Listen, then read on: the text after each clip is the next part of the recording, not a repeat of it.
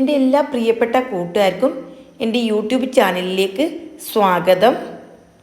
ഇന്ന് ഓണം സ്പെഷ്യലായിട്ട് സദ്യക്ക് ഒഴിച്ചുകൂടാൻ പറ്റാത്ത അടിപൊളി സാമ്പാർ റെസിപ്പിയാണ് ഞാൻ നിങ്ങൾക്ക് ഷെയർ ചെയ്യുന്നത്. ഈ സാമ്പാർ ഉണ്ടാക്കാൻ വേണ്ടിയിട്ട് തേങ്ങയുടെ ആവശ്യമില്ല, പിന്നെ സാമ്പാർ പൊടി വാങ്ങിയും വേണ്ട. അപ്പോൾ ഇതെങ്ങനെ ഉണ്ടാക്കുന്നതെന്ന് നോക്കാം. ഇതിന് വേണ്ടി 150 ഗ്രാം തുവരപ്പരിപ്പ്, അത് 2-3 മണിക്കൂർ മുമ്പേ കഴുകി ഞാൻ വെള്ളത്തിൽ കുതിരാൻ വേണ്ടിയിട്ട് വെച്ചിട്ടുണ്ടായിരുന്നു.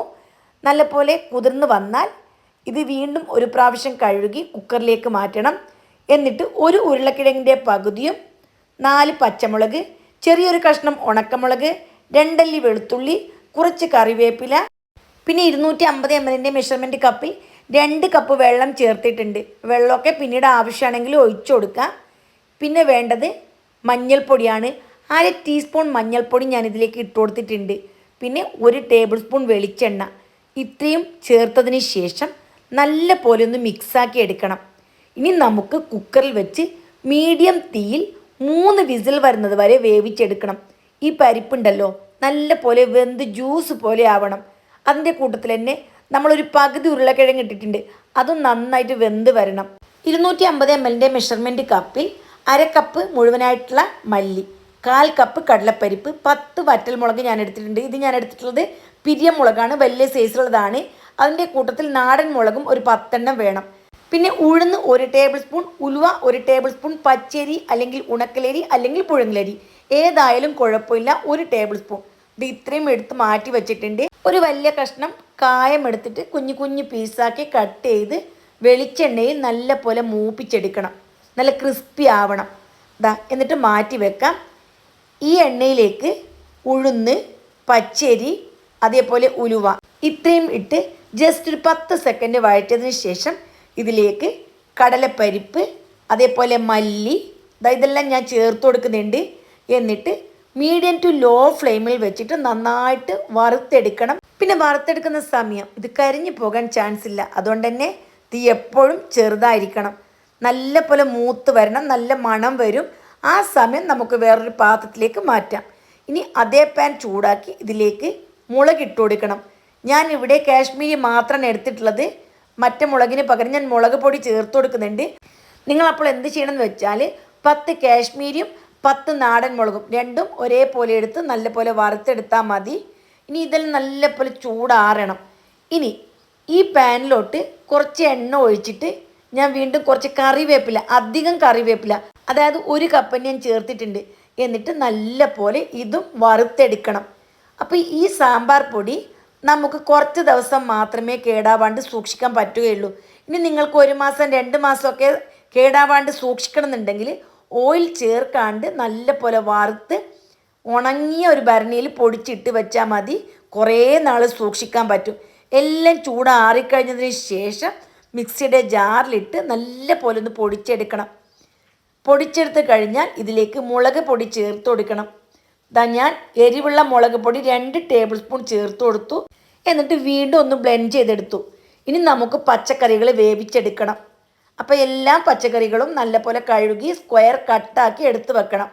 ആദ്യം പാൻ ചൂടാക്കി ഇതിലേക്ക് 100 ഗ്രാം വെണ്ട നീളത്തിൽ കുറച്ച് വലിയ സൈസിൽ കട്ട് ചെയ്തിട്ട് നല്ല പോലെ 2 മിനിറ്റ് വഴറ്റിയെടുക്കണം.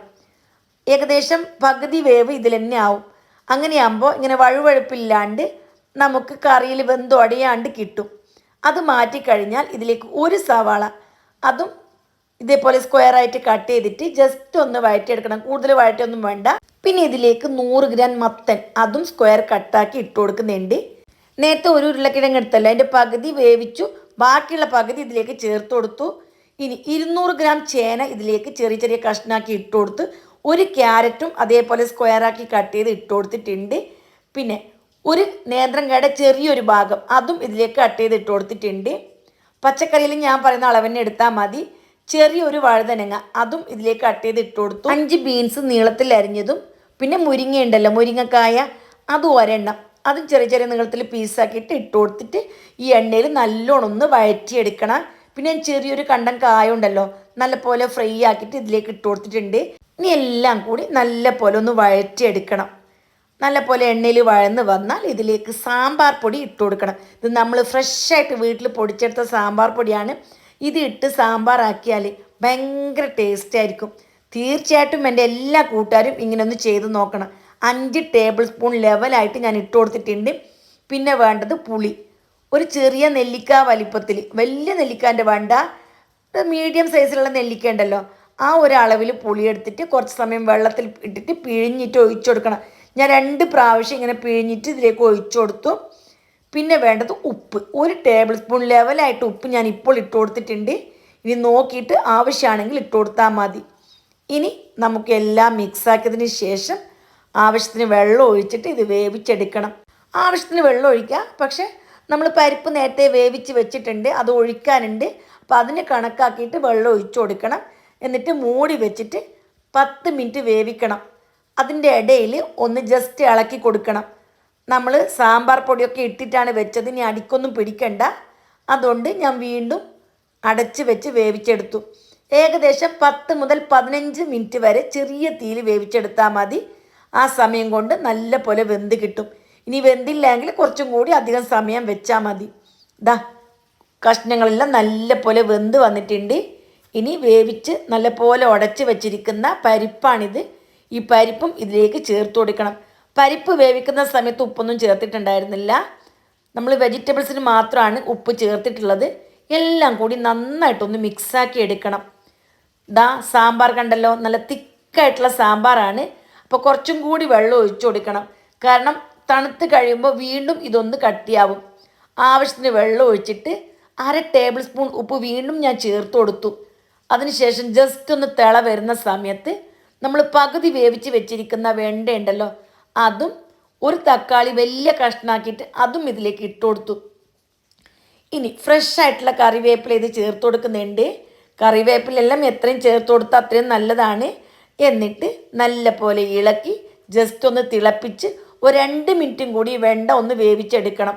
ഒരു 3 മിനിറ്റ് ചെറിയ തീയിൽ വെച്ചാൽ വെണ്ട നല്ല പോലെ വെന്ത് കിട്ടും. ഇനി ഓപ്പൺ ചെയ്ത് ഇതിലേക്ക് ആവശ്യത്തിനുള്ള മല്ലിയില ഇട്ട് കൊടുക്കാം. അപ്പോൾ മല്ലിയിലൊന്നും കുറേ വേണ്ട, നിങ്ങൾക്ക് എത്രത്തോളം ഫ്ലേവർ ഇഷ്ടമാണ് അത്ര ഇട്ട് കൊടുത്താൽ മതി. ഇതാ ഞാൻ മല്ലിയിലെല്ലാം ഇട്ട് കൊടുത്തിട്ടുണ്ട്. നന്നായിട്ട് മിക്സാക്കി എടുക്കണം. എൻ്റെ പാത്രം ഫുള്ളായിപ്പോയി, അപ്പോൾ നിങ്ങൾ വലിയ പാത്രം തന്നെ എടുക്കണം. ഇതാ നല്ല പോലെ തിളയൊക്കെ വരുന്നുണ്ട്. ഇനി സാമ്പാറിൻ്റെ മെയിനായിട്ടുള്ള കാര്യം ഇതിലേക്ക് താളിച്ചൊഴിക്കൽ. താളിച്ചൊഴിച്ചില്ലെങ്കിൽ പിന്നെ എന്ത് സാമ്പാറല്ലേ. അപ്പം നമുക്ക് താളിച്ചൊഴിക്കാം. അപ്പോൾ അതിന് വേണ്ടിയിട്ട് ഒരു പാത്രം ചൂടാക്കി വെളിച്ചെണ്ണ ഒഴിച്ചു കൊടുക്കണം. കടുക് പൊട്ടിക്കഴിഞ്ഞാൽ 1 ടീസ്പൂൺ ഉഴുന്ന് പരിപ്പ്, 1/2 ടീസ്പൂൺ ചെറിയ ജീരകം, 3-4 വറ്റൽ മുളക്, കുറച്ച് കറിവേപ്പില, ദാ ഇത്രയും കൂടി നന്നായിട്ട് മൂപ്പിച്ചെടുത്തു.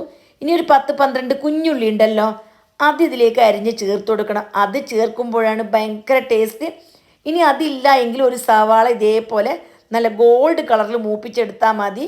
അപ്പോൾ നമുക്ക് ഇതാണ് ഏറ്റവും കൂടുതൽ ടേസ്റ്റ്. ഇനി ഇല്ല എങ്കിൽ അങ്ങനെ ചെയ്യാം.